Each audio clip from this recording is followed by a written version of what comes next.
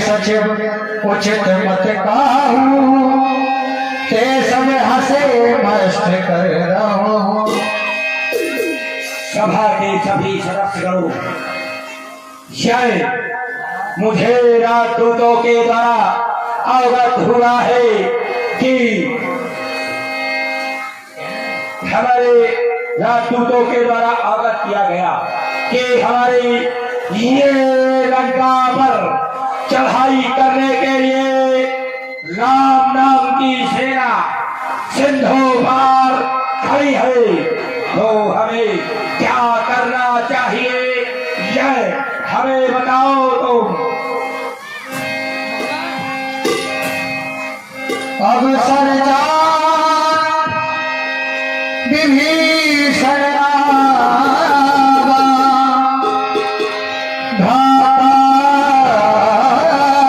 चरण शीश तेरा। भैया के श्री चरणों में विभीषण का प्रणाम स्वीकार हुआ। विभीषण सदा प्रसन्न रहो और हमारे लिए कल्याणकारी हो, कल्याणकारी हो। पुण्य सिरुनाई बैठे निज आसन बोला बचन पाई अनुसार। कुछ कहना चाहते हो? अवश्य भैया। वो क्या कहना चाहते हैं? भला मैं विचार करता ये हूँ कि जो हमारे हृदय में इस समय बात चल रही है कि मैं आपसे कहूँ या न कहूँ, क्योंकि आप हमारे पिता के समान हैं, आप बहुत बड़े हैं हमसे। हमारा इतना सामर्थ्य नहीं है कि हम आपको समझा सकें, प्रार्थना भी कर सकते हैं। हे प्रभु, आप हमारी बात को मानकर हृदय में शंका न लाए। आप सिर्फ इतना सोचें कि हमारे भाई ने कोई बात की है तो उस पर हम गौर करें, इसकी बात को हम माने। हे प्रभु, मैं यही आपसे कहने आया हूँ, यही कहना चाहता हूँ कि वो जगत नियंता है, जगदीश्वर है, उनसे आप बैर ना कीजिए तो इसमें सबकी भलाई है। हे प्रभु, उनकी जान की, उनकी भार्या का हरण आपने करके अच्छा नहीं किया है। अभी समय है, मौका है कि आप जानकी को वापस कर दें तो सारी लंका की भलाई है।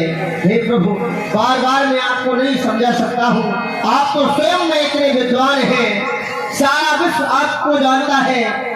आपके आगे कोई विद्वान नहीं संसार में। भला कोई भी ऐसा जीव, कोई भी ऐसा जंतु, कोई भी ऐसा नाग, किन्नर, यक्ष, गंधर्व कोई नहीं है जो आपको समझा सके। फिर भला मेरी क्या बात है, लेकिन प्रार्थना है कि आप हमारी बात को माने तो सारे लंका की था तुम्हारे द्वारा कहा गया कि सीता को वापस कर दो। यह बात मैं नहीं मान सकता, किंतु इसके पूर्व तुम्हारे द्वारा जो भी कहा गया, लंकेश्वर ने कभी अपना वचन नहीं बदला, लेकिन तुम्हारे द्वारा कहने पर मैंने अपना वचन बदला और लंका का विनाश हो गया, लंका जलाई गई। अब तुम कहते हो सीता को वापस कर दो, नहीं हो सकता। इसलिए तो मैं आपको इसीलिए तो समझा रहा हूँ। अरे जिनके हनुमान से पाए थे, भला एक बार आकर सारी लंका को बताया, लंका को जलाई, ये सूचना सावधान कर दिया उसने कि हमारे प्रभु बहुत सामर्थ्यवान है, उनसे जीत नहीं पाओगे। इसलिए हे प्रभु, हमें तो लंका का विनाश दिखाई दे रहा है, इसलिए आपसे प्रार्थना करता हूँ कि आप बात माने। अरे इस छोटे भाई की बात को मानकर हृदय में शंका न लाए। प्रार्थना है मेरी कि आप बात माने तो आपकी कृपा होगी। क्यों? क्योंकि लंका में सभी अपने हैं, सभी हमारे हैं, कहीं किसी का विनाश ना हो जाए।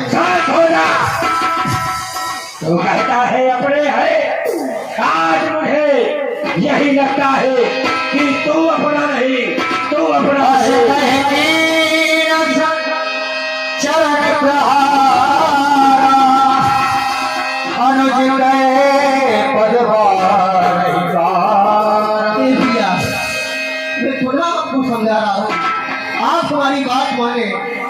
हमें ये दुख नहीं है इसमें हमारा भी विनाश होगा ना।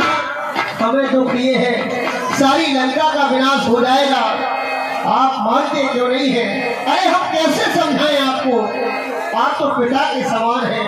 हे प्रभु, हे भैया, आप हमारी बात को माने तो बड़ी देखो देखो इसको, भाई भाई से समझाता है कि तो आज ये ऐसा भाई जो भाई को बड़बड़ाता है, भाई की इज्जत लगी जाओ फिर भी ये बदलाता है क्या डूब पर कहीं पर जो लंकापति का भाई कहलाता है क्या भाग जा।